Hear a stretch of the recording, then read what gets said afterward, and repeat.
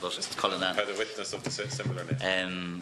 Thank you, Cahirlock, and welcome to our witnesses. You have a lot of experience, I would say, Commissioner, within an Garda Síochána. So how many years have you been working with the force? 36, Deputy. 36.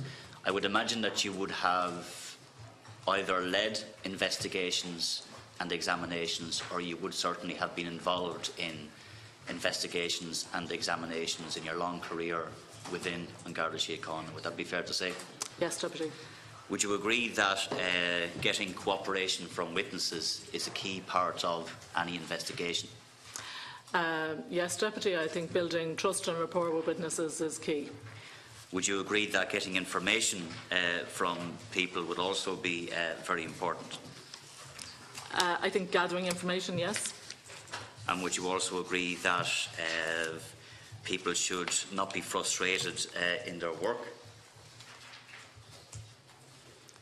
In general investigation? If you were doing an investigation, I would imagine that you would want to be getting full cooperation, that you would want full information, that you would not want to be in any way frustrated if you were carrying out an examination or an investigation.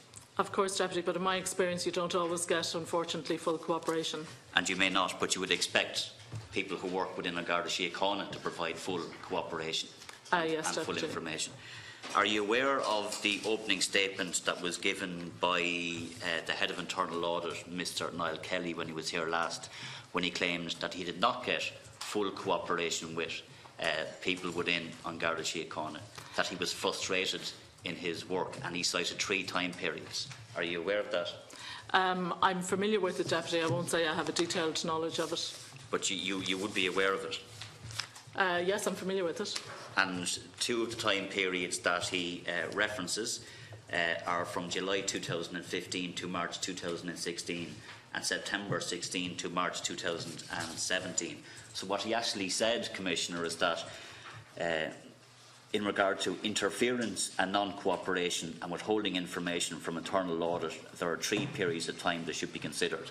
So would you not see it as serious that we have the Head of Internal Audit who feels that his work was interfered with, that he did not get full cooperation, and that information was withheld from him, and that for 2 of the time periods where he suggests that was the case, you were the Commissioner and the Accounting Officer?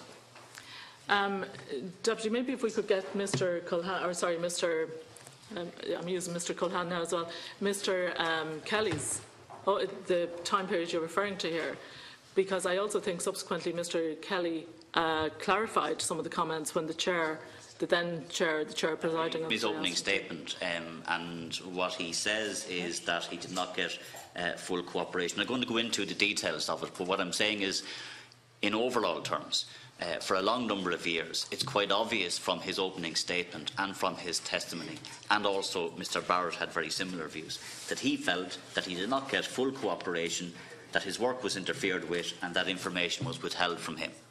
So would you agree that that's certainly his view? Deputy, or Chair, if we could maybe get Mr Kelly's opening statement, and maybe while we're looking at that, also my understanding is in his evidence, when he was asked by the Chair who was presiding on the day to clarify certain matters about the context and the timing, I think Mr Kelly may have provided some clarification. But unfortunately I don't have materials available to ask the Secretariat to pull up the opening statement. That's the opening statement. We have the opening statement. You might be more specific in relation to when Mr Kelly supposedly said this.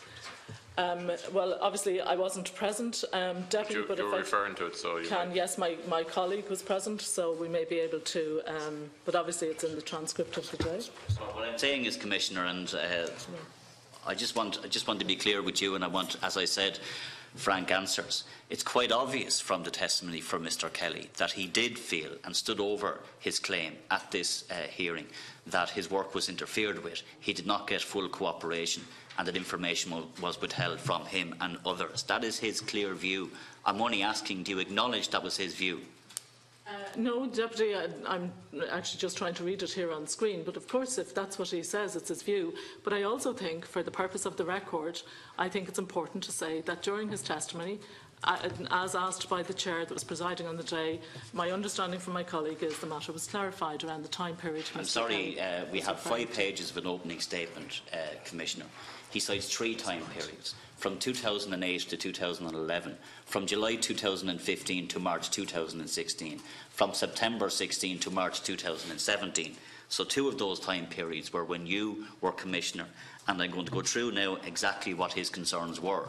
So his statement was long, his statement was considered, and his statement was very clear in relation to where he felt that his work was interfered with, where he did not get full cooperation from people within the organisation. Would you accept in his 5 pages in his opening statement that that was his view when he was before the Public Accounts Committee? I accept, Deputy, that was his view as articulated in his opening statement, but my understanding is that as his testimony and his evidence emerged, and when he was asked to clarify by the Chair, I think he put context and clarification on precisely what he meant. You can find that, and period. your officials and your support team can find that. That's not my view of that meeting. I sat there for all of the hours of the testimony. I heard from exactly what Mr Kelly said, and he stood over his claims, Commissioner. I just want to, first of all, turn to the time period. So the last time period where he did express concern was in September, from September 2016 to March 2017. You were the Commissioner, obviously, at that time. Sorry, Deputy, which periods again? 2000? From September 2016 to March 2017. Yes, Deputy. You just had a discussion with Dr Murphy in relation to a letter that was sent to you and to the Deputy Commissioner, the Operations Deputy Commissioner and Change Management and Chief Administration Officer, dated 24th of October 2015, from Mr Cullinane, expressing concerns about Mr Barrett. Yes, Deputy. Yes. When you received that letter, you obviously received it and you read that letter. On the 25th of October, yes. Yes. And what were your thoughts when you received that letter? My thoughts were that this was a very serious matter, as I outlined to Deputy Murphy. It was very serious insofar as the 2 people that were at the centre of this, who were having issues with each other and differences of opinion. Actually, what was very important was they were 2 key people in making sure we put right the structures that were in place. Mr Cullinane said in this letter, talking about Mr Barrett, that he found the record of the meeting and the statements made by Mr Barrett to be very disturbing and alarming. And this was his reference to issues such as that John Barrett was not satisfied with how the CEO dealt with issues, that issues were not brought to the attention of legal, were not brought to the Audit Committee in time. He stated that this matter was not going to go away, that he would pursue the matter. He said that the Commissioner should do a Section 41 disclosure, which is you, that this Controller and Auditor General's Office should be informed, and so on. So he's, to me, stating the obvious, and then what the head of the Finance Directorate is saying is that he found that very disturbing and alarming. So when you read that, what was your view?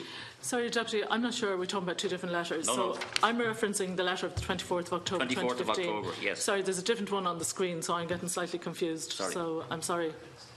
So just to clarify. This is the letter that was sent to you, Commissioner. This was the letter sent to the letter from Mr Cullinane, sent to you, dated the 24th of October 2015. You had a discussion with Sorry, Deputy, yes, Murphy. there was a different letter on the screen, so I was being confused. Okay. So, sorry, just a question. So again, in the letter, Mr Cullinane is saying that he found John Barrett's statements to be very disturbing and alarming, and these were statements that the issues would not go away, that the Controller and Auditor General's Office should be informed, internal audit should be more informed, and so on. So when you read that, what were your thoughts? My thoughts, as I say, were that here were 2 key individuals who both had responsibilities in the same line, but separate responsibilities about putting these matters right. And here they were having a difference of opinion in terms of how another individual within one line report was being approached. It wasn't just a difference of opinion. He went on to say John Barrett stated in his usual sweeping style that he did not believe him and stopped short of calling the Deputy Commissioner a liar. He goes on to talk about Mr Barrett's irrational behaviour.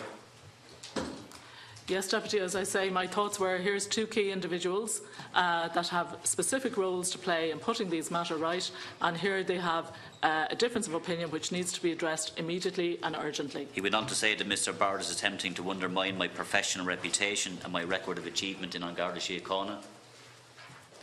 Again, it's Mr Culline's view of Mr Barrett's behaviour towards another member of staff. And it was his view. So, and you responded then, you said, to the CAO.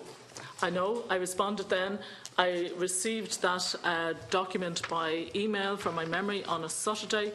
I was away out of the country, and the acting commissioner, who was Donal O'Cullinane at the time, I made contact with him and said this needs to be urgently addressed, and it was addressed at the executive on the Tuesday. Are you aware that Mr Cullinane also wrote to Mr Niall Kelly, Head of Internal Audit, on the 13th of October 2016? Have you seen a copy of that letter? We can get that actually, up Deputy, on the it was screen. just on the screen a moment ago, so that was the other letter. Yeah. Were you aware of that letter before you came in? No, Deputy, I'm not aware of it since before these compilation of documents. It was dealt with quite extensively, so I'm just, I suppose we will tease out what the process would be when letters such as this are sent. If we have it up on the screen, it's the 13th of October 2016. It's a letter sent from Mr Cullinane to Mr Niall Kelly.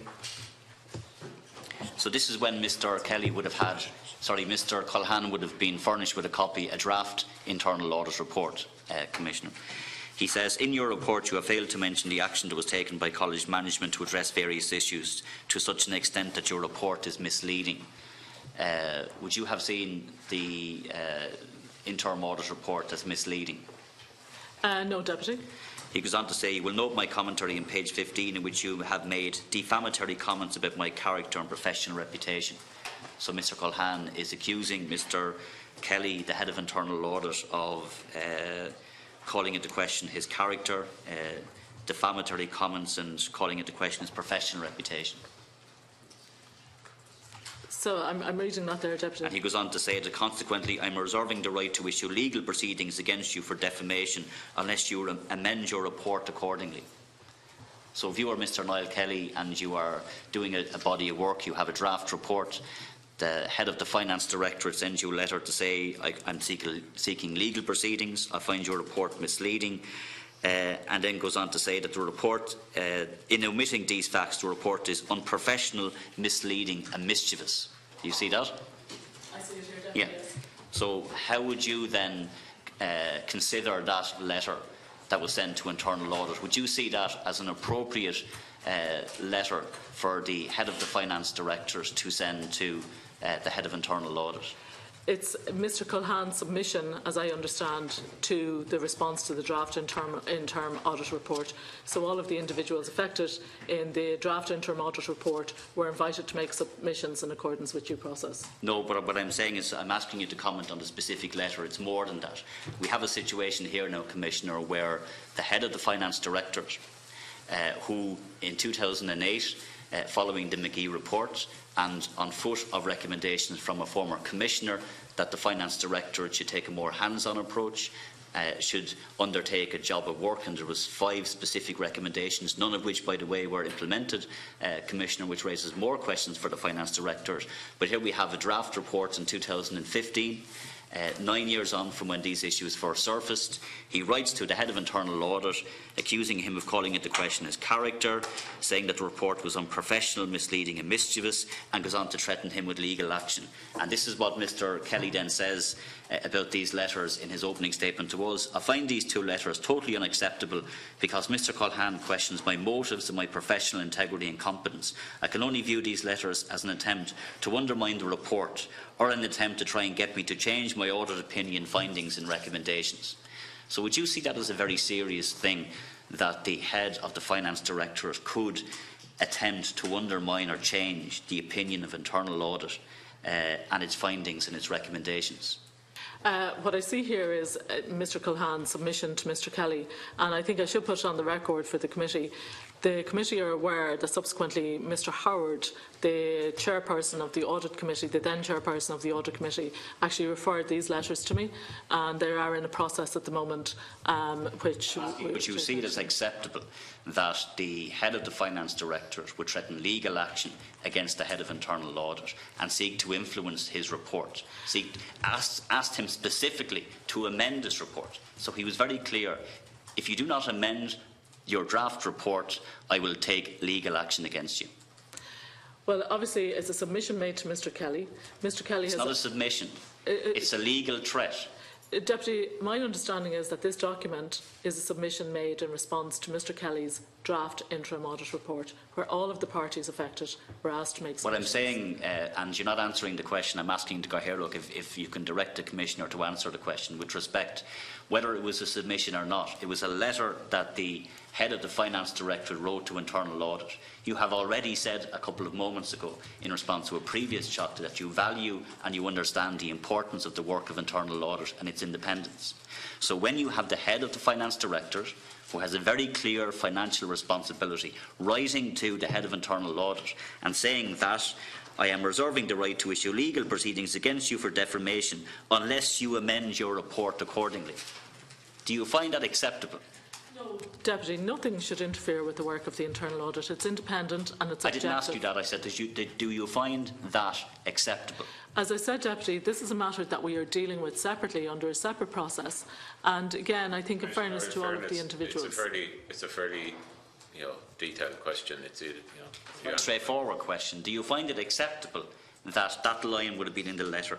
Consequently, I am reserving the right to issue legal proceedings against you for defamation unless you amend your report accordingly. Well, what I'd say is Mr. Cullinane wrote that submission. I'm asking you your opinion because the buck stops with you, Commissioner. We've had everybody in here. You're in here today. This was one of the time periods where you had responsibility, where Mr. Kelly feels he was frustrated in his work. So I'm putting it to you as the Commissioner, as the accounting officer. Are you satisfied that that was an appropriate thing for the head of the Finance Directorate to do, to put that in writing, what he put in writing? I don't believe it was appropriate, but nevertheless it was Mr. Cullihane's view at the time. So you're not prepared to say it was wrong, that the head of the Finance Directorate was threatened legally? She said it was inappropriate. And I want to be very clear, Deputy, this is something that there is follow-up action on, and I want to be fair to all of the individuals involved. You have said it wasn't appropriate. And so then we're presented with minutes as well, Commissioner, of the first steering group meeting. And there's a reference where it says, Mr. Cullinane said that he was shocked by what had been just said by Ken Rowan, who's head of legal, where Mr. Rowan had said that he would need to seek the advice of the Attorney General in respect of some issues.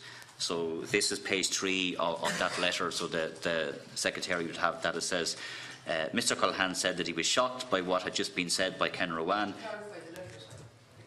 Sorry? Just to clarify the letter, the date. It's minutes of the meeting. Minutes, sorry. It was the one that I got a copy of it from the Secretariat earlier. Sorry, So I'm not interrupting you, just what you're referring to, the date of it. Just so I can get it myself.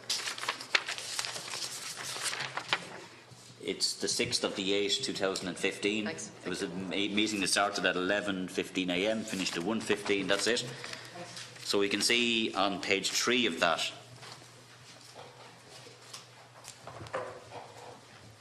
there we go, that paragraph there. MC, which is Michael Cullinane, Commissioner, if you can see it, that paragraph there, said that he was shocked by what had just been said by Ken Rowan, and that there was nothing complex or difficult about this issue. And why would the issue have been elevated to the Attorney General's office without all the relevant documentations? Then goes on to say in the last paragraph that he again expressed shock that Ken Rowan is considering that there are complex corporate law issues here. So again, there seems to be a pattern here. Mr. Cullinane is unhappy with even the Attorney General's office being informed.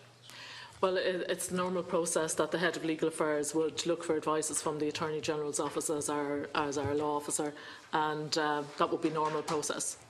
Yes, but what I'm asking is, would you be concerned that again the Head of the Finance Directorate would have been in open conflict with the Head of Legal, and it's very clear from the minutes that they had very strong and differing opinions, and he seemed to be very concerned that the matter could be referred to the Attorney General. Well, Deputy, you'll appreciate I wasn't present at the meeting. I see the minute of the meeting here, but I'm not aware of the context in which this discussion took place. You were the accounting officer for Garda Síochána from the 2000 and when did you take up your post? I took up on an interim basis in March 2014 and on a full-time official basis from November 2014. When did you first become aware of the irregularities at the training college? July 2015. July 2015. And in July 2015, what action did you then take? So in July 2015, when I became aware of it, that is the Chief Administrative Officer, the two Deputy Commissioners and myself, we discussed the matter and we decided upon the best course of action was to compile all of the information. The first thing that I did was reviewed files available in my office, which quite clearly identified to me that in the period of 2008 there was a lot of interaction in response to what's now been termed as the McGee report. You specifically, I'm asking, Commissioner, when you were made aware in July 2015 of irregularities at the Garda Training College, what action did you take? Okay. So Mr Dunn outlined to me work that he had been doing. It was agreed, and the Deputy Commissioner, on the back of Mr Ruan's advices, advised that we needed to get more information. So what we did was formalised, if I can use that word, a working group to actually gather and compile all of the necessary information. It's more than a working group, yes. Deputy. It was a high-level working group, but it was a steering group. Yeah, well, it was a working group to compile and collate all of the available information from all of the various offices. And this is the minutes of that working group, steering group. And Deputy, if I could, because you asked me what did I do, I also instructed that the department would be involved and that there would be full sight and transparency in relation to what we were doing. It was focused on two things. One was making sure that we regularised the situation in the there and now. Yeah, because you went through all of that yes, with the previous chapter, so I'm aware of what... But with respect, you asked me what did I do. Yeah. And secondly was to make sure that basically we looked back then and saw what was the context of this and who knew what had been done and where were the gaps that needed to be addressed. Yes, now. But there was a steering group established and we have the minutes of that steering group meeting up on the screen. Well, it's gone now, but it was up on the screen. The CEO chaired that meeting. Are you aware of that? Yes, Deputy. Yes. And the note says, this is the minutes of the meeting, the CEO noted that work has progressed on this matter for a number of years, and the CEO pointed out that the group will consider whether external involvement is warranted, but it is not required at this point in time. So when I put those questions to Mr Dunn when he was here, he said yes, that involved and included the Comptroller and Auditor General, the Public Accounts Committee and others as well. So here we have a situation where you were informed about this in July 2015. You were obviously concerned enough to establish a steering group. The steering group meets, and one of the discussions it had was whether or not external players should have been informed, and they were not. So would you see that as satisfactory? Deputy, it was always my intention that basically everybody would be informed, but that there was on the advice I got, there needed to be a lot of information compiled and gathered together and collated to make sure. Informed. Did your office specifically inform the Comptroller and Auditor General's office at any point? Not my office, Deputy. And why not? Are you not the accounting officer? Yes, Deputy, but as you know that there is a structure in place in the organisation and ordinarily would not be directly through my office that the CNH's It is directly through your office because I have went around the houses on this issue, and this is why you were brought in last, because we had the different heads of departments in here. And when they were asked about why they did not give information to the Comptroller and Auditor General's office, they would say it's to do with our superiors. We had middle management and senior management of Garda Síochána here. I put the question to them and they say that the role of the accounting officer is very clear. The accounting officer has a responsibility to inform the Comptroller and Auditor General. I asked Mr McCarthy specifically who has responsibility for informing his office. Maybe Mr McCarthy can clarify that again for me, please. Who has ultimate responsibility for informing your office of irregularities when they become known within Garda Síochána? Ultimately, it would be the accounting officer. Which is? The Commissioner. The Commissioner. That's you, Commissioner. Yes, Deputy. And you did not do it? But, Deputy, my understanding was that the CNH... No, not your understanding. We can't have a situation, with respect, Commissioner, where we go from heads of departments to senior Gardaí to you before us today, and you're still saying it's somebody else's role. You've heard from the Comptroller and Auditor General. It's your job. The buck stops with you, and you did not do it. So I'm asking again, and it's a very straight question, why did you not exercise your duty in informing the Comptroller and Auditor General's office of the establishment of a steering group and the irregularities that you were made aware of in July 2015? My understanding, Deputy, was that the working group, which were established, which comprised of the CAO, the head of internal audit, sorry, I beg your pardon, not the head of internal audit as I understand it now from the minutes at that time, but the Director of Finance, that the CNAG's office would have been informed. They were not informed. Your job is to inform them. You wrote to the... Sorry, Deputy, could I just finish that point? Yes, because I'm informed by my colleague, Mr Nugent, who was present on the day, that Mr Dunn now accepts that he should have informed the CNAG immediately. No, you should have done it. Your office should have done it. Well, Deputy, you have a responsibility to make sure it's done. Yes, I was Whoever of the view. does it is irrelevant. You are the accounting officer. So, but what you did do, Deputy, if I could just get to an important point here before you. Could I just clarify? Sorry, Deputy, if I could just finish out on answering the question, please. So the fact is that this group were established. They were to go through the process of informing all of the relevant parties, keeping the department and everybody else informed of that. The sequence which that was done, I entrusted that job to the group that were established. And my understanding is that it is accepted practice that the accounting officer cannot have oversight and responsibility of absolutely everything. My understanding is standard practice. Fundamental thing now that the CNAG is informed. Absolutely, Deputy, and I completely accept that. You didn't ask whether this had happened or not. We've already heard from the Controller and Auditor General that ultimate responsibility rests with the accounting officer. They need to make sure that the work is done. Now, I just want to get to a letter that you did send Mr McCarthy, and he furnished this committee with the letter. The 31st of July 2015, was that before or after you were made aware of irregularities at the Garda Training College? It was 4 days after. And this was it a letter of representation or a letter of understanding, Mr McCarthy? Letter of representation. And what is a letter of representation? It's a letter that we seek from an accounting officer at the end of the audit to basically confirm to us that all accounting records have been made available and that all information that should be brought to our attention has been. And I'm reading from it here, Commissioner, where it says, I can confirm to the best of my knowledge and belief in having made appropriate inquiries of my officials of An Garda Síochána, the following representations which are given to you in connection with your audit of the appropriation account for vote 20 for the year ended. I am satisfied that the expenditure and receipts disclosed in the appropriation account for the vote have been applied only to the extent and for the purposes indicated. All the accounting records have been provided to you for the purpose of your audit, and all the transactions undertaken by An Garda Síochána have been properly reflected and recorded. I have disclosed to you all instances of loss, fraud or irregularity are known to have occurred or have been reported in the year.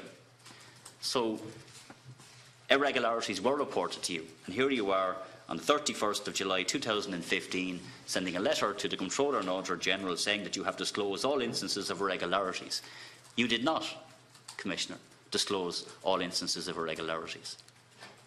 Well, Deputy, what I had been informed on the 27th, on the evening of the 27th, what I was informed was, in the report from Mr Ruan, that basically Mr Barrett had identified a number of issues.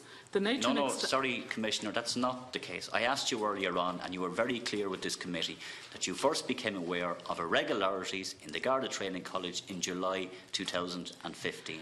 You were briefed on the issues. You had a meeting with Mr Barrett and others, I take it as well. But you were most certainly aware of the issues involved and that these were historic, going back over a long number of years. You then furnished the CNAG's office with a letter, which is a very important letter, where you say, I have disclosed to you all instances of loss, fraud or irregularity known. Deputy, that is simply not the case, because you did know of irregularities. Well, Deputy, can I be very clear on what I knew? What I knew was that Mr Barrett had raised certain matters with Mr Ruan, our Head of Legal Affairs.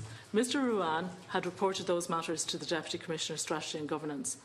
That was on the 27th. On the 28th, I got a report, so 3 days before this letter was issued, I got a report from the Deputy Commissioner. I caused inquiries to be made in my office. I found there was... On the 27th? Yes, the following day, Deputy.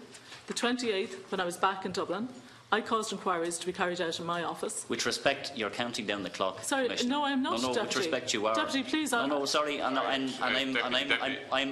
making that charge of you because I believe that's the case. Well, I want to ask Mr McCarthy, if I can put a question to Mr McCarthy. Last question. Given that the Commissioner would have been aware at least of irregularities, are you satisfied that the letter that you got dated the 31st of July 2015, where the Commissioner says she has disclosed all instances of loss, fraud or irregularity, are you satisfied that that was accurate?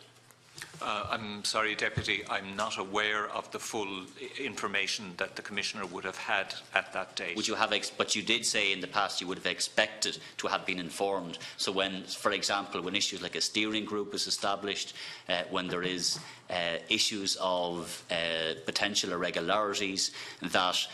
If there was a question around potential irregularities, then I feel that is something that should be made known to me.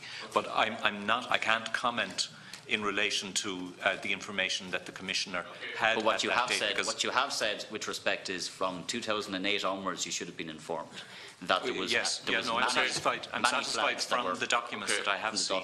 Yeah. Okay, just CNAG, you have been. And when you were before us before, you said that you had expected that your office would have been informed about the issues from 2008 on. Yes. In July 2015, the Commissioner has said that she was notified. There was a letter from Cullinane on the 24th, there was a meeting on the 27th, there was another letter report on the 28th, we've just been told there now. What is the status of this letter, again, just to remind people? This was provided to me in the context of closing out the audit for the 2014 appropriation. Obviously, you've explained why you can't give an opinion on that, but you have stated previously that you felt you should have been told in the 2008, 2010, etc.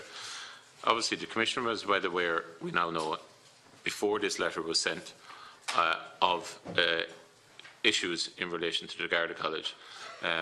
Mr Barrett's report, which was then followed up by Mr Rowan's legal letter, which we're not going to see, and then obviously the report from, I presume, Assistant Commissioner Cullinane on the 28th.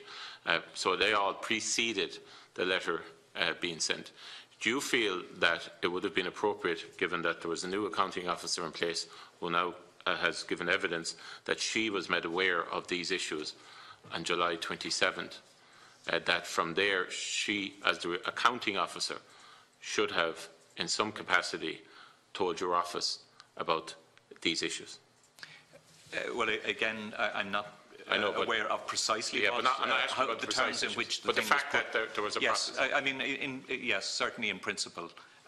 If the information, let's say, that was in Mr Barrett's dossier of early July had been put to the Commissioner, particularly any question mark over the appropriation account, or that there might be implications for an appropriation account, that would be a matter that I believe should have been brought to my attention. So the letter of the 31st was a missed opportunity to do that?